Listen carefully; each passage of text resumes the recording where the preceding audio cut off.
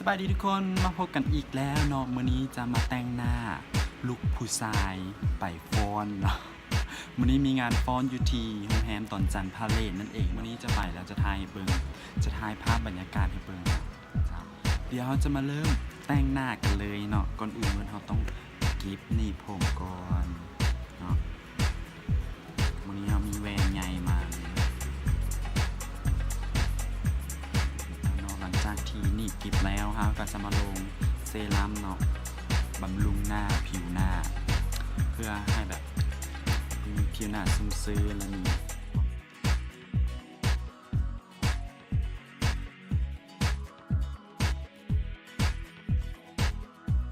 ของพื้นจะเป็นของเลฟลอนเนาะเลฟลอนเบอร์อย่างพวกนี้แต่ว่ามันจะเป็นสีแทนเนาะสองสีนี้ปนกันเลยปนกันเข้าไป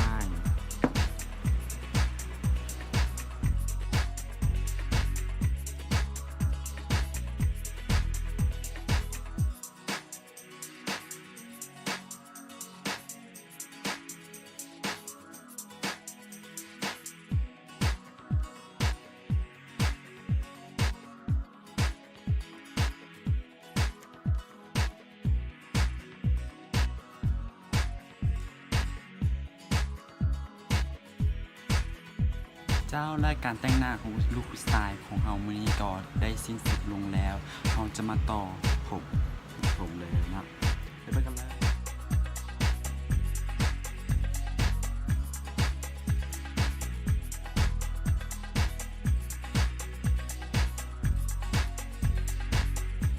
เจ้าเนาะละกา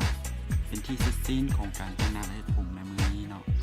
เอาเป็นว่าเราจะไปพบกันอยู่ที่งานกันเลยไปตอนนั้นเราตอนนี้เรากำลังเดินทางไปที่ดอนจันทร์พาเลทเนาะมีเสียเฮามาหาวันนี้ใจดีเป็นพิเศษ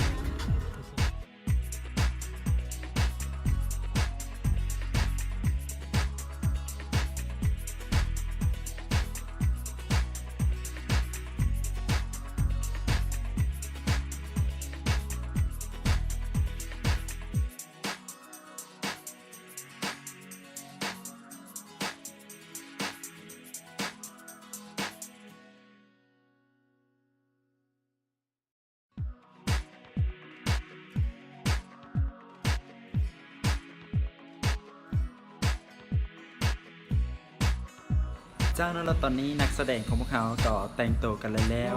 พร้อมที่จะเบิ่งกันไปเบิ่งกันเลย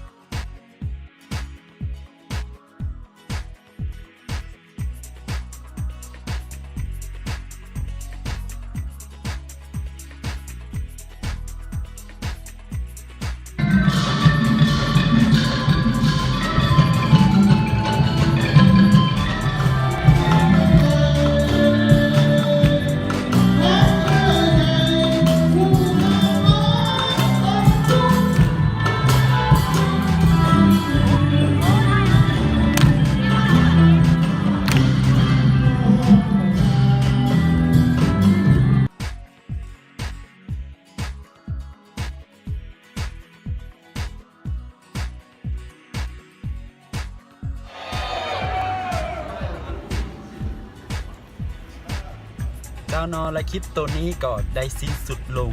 กับบรรยากาศมวลๆของงานมื้อนี้เนาะพบกันใหม่กับคลิปหน้าบ๊ายบายGood night ทุกคน